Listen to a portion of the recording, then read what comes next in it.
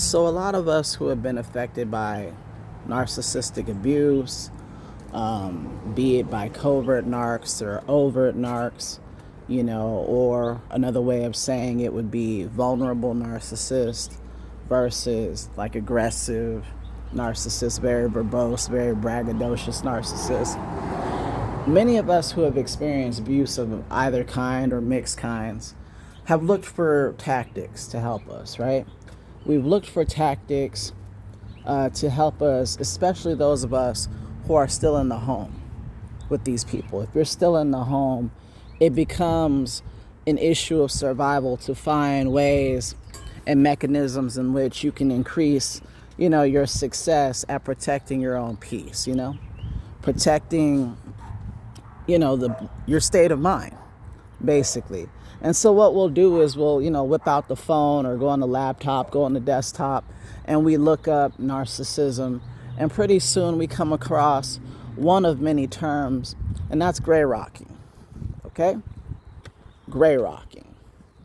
Now, gray rocking, for those of you who may not know, or those of you who might need a refresher, is essentially the knowledge that a narcissist wants nothing more than to extract energy from you via provocation. So, in other words, making you mad, okay, to get a reaction out of you because it makes them feel powerful. I have affected this person. I have made this person feel a certain way via my actions, and now I'm basically the puppet master of this whole situation. So that's what they're trying to do. With gray rocking, what you do is you essentially become like a gray rock. And what is a gray rock?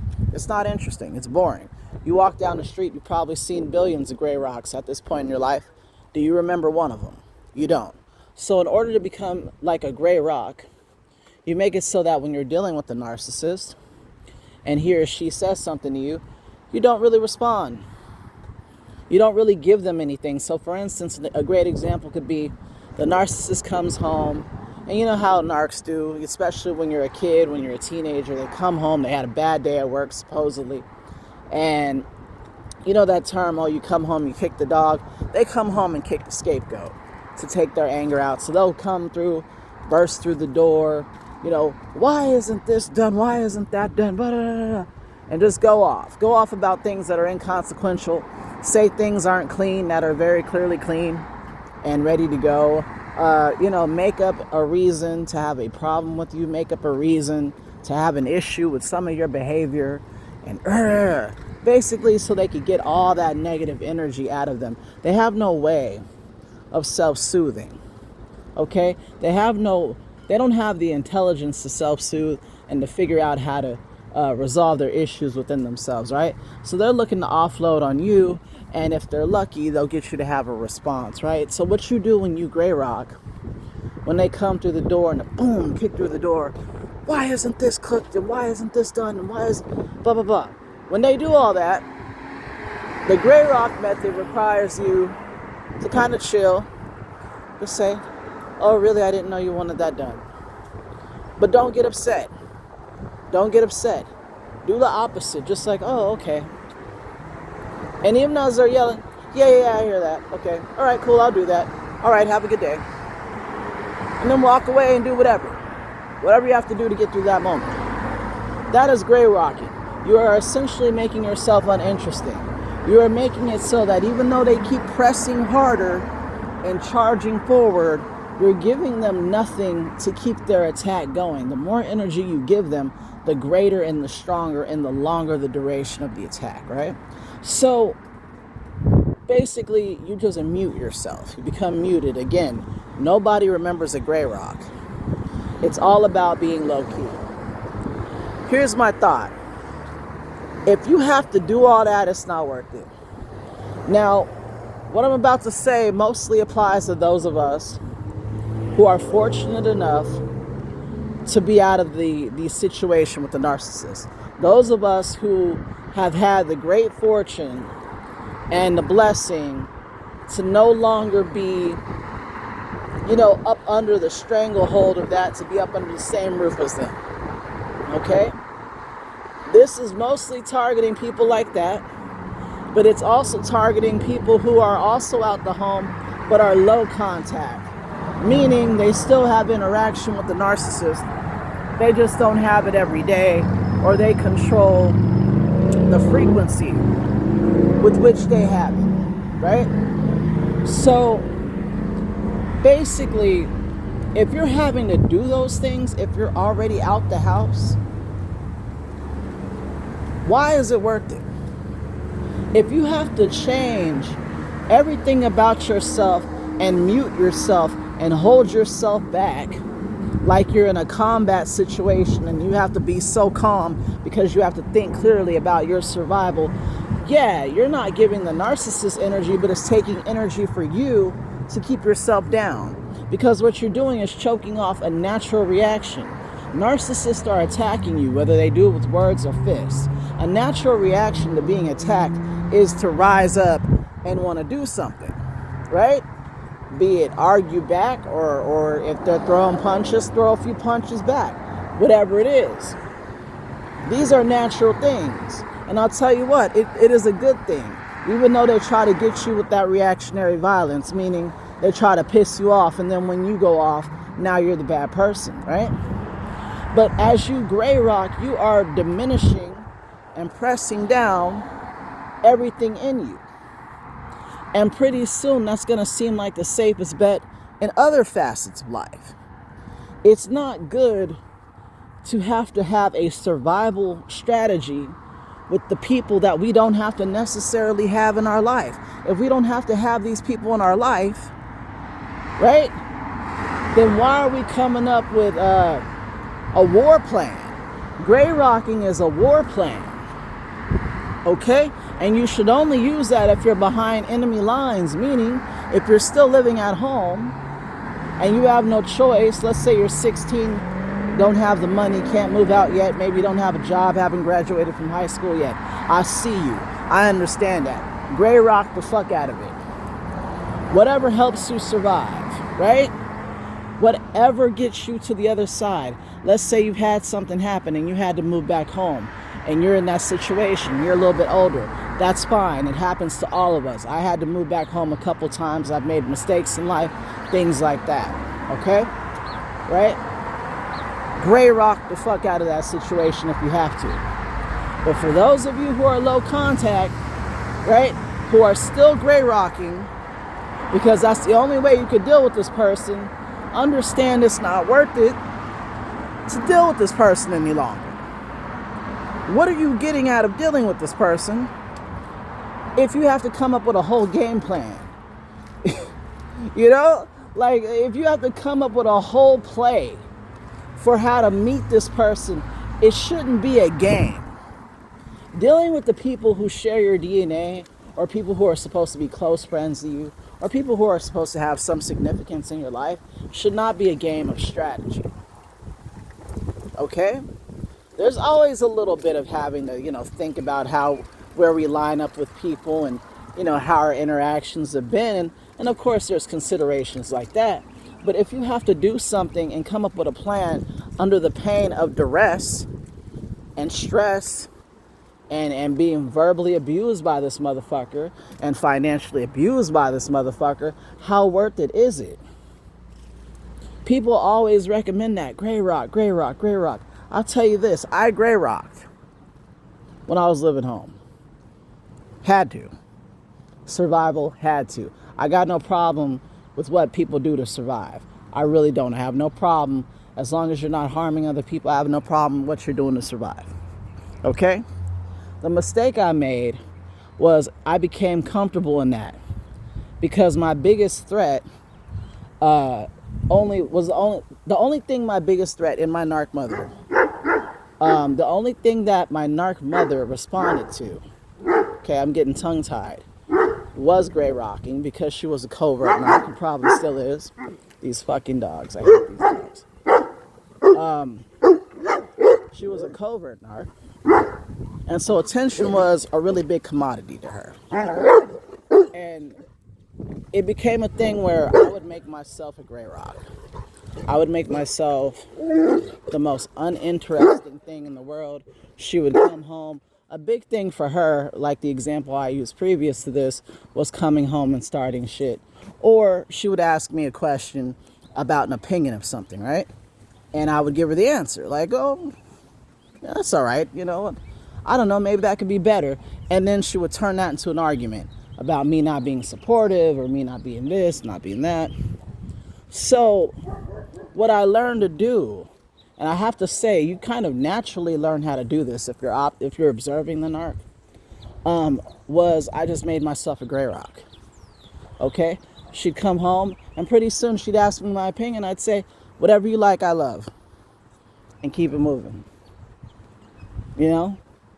If she said anything about, well, why didn't you do this? Oh, would you like it done? Because if I solve the problem, you can't keep going with the attack, right? And if you keep attacking, just say, okay. So I learned to do that. And one of the pleasures of Grey Rock is you could see them losing their minds in real time. Like, but I wanted to fight, I wanted to fight so bad. You can see that. So Grey Rocking, I think, is kind of dangerous in the sense that it's effective. You get to take a little bit of revenge on the narc because you see them freaking out, which is a good thing. It feels good. When people who do evil to you have a bad time, it feels good to watch it. And I don't have any problems with people feeling that way. Too much is made of turn the other cheek. Turn the other cheek gets people killed. Okay? So fuck turn the other cheek. This channel is not about turn the other cheek. This channel is about if you're bad, leave me the fuck alone. Right? But it's addictive because it keeps you safe. And as I said, it gives you a small measure of revenge, right? It becomes dangerous in that once the threat has passed, once you move out, once you get away, because you felt the safety of Grey Rock, you mute yourself in every situation. I found myself, and I still find myself, shying away from people, staying away from people. I'm the guy at work who, I'm there to work. I'll say a few things. If we pass each other in the hallway, how you doing? What's up? How was that game? How was this? Oh yeah, oh your people are flying in. Oh, that's great. Then I keep it moving. I see people want more, but because I gray rocked for so many years, my brain is conditioned to feel like more equals pain. More equals getting close to you. And if I get close to you, then I'm vulnerable. And if I'm vulnerable, you'll see that and exploit that. And if you see that and you exploit that, you're going to get your narc supply off of it. And once you get your narc supply off of it, you're going to feel how intoxicating that is. And you're going to continue the attack. So it becomes a domino effect. In the long run, it hurts you. It hurts you because there are actually well-meaning people in the world who won't look at your vulnerability or you being open as a dinner bell ringing and an opportunity to come in and exploit you and violate you and extract energy from you. There are good people in the world. There are positive experiences in the world. You deserve to have those experiences.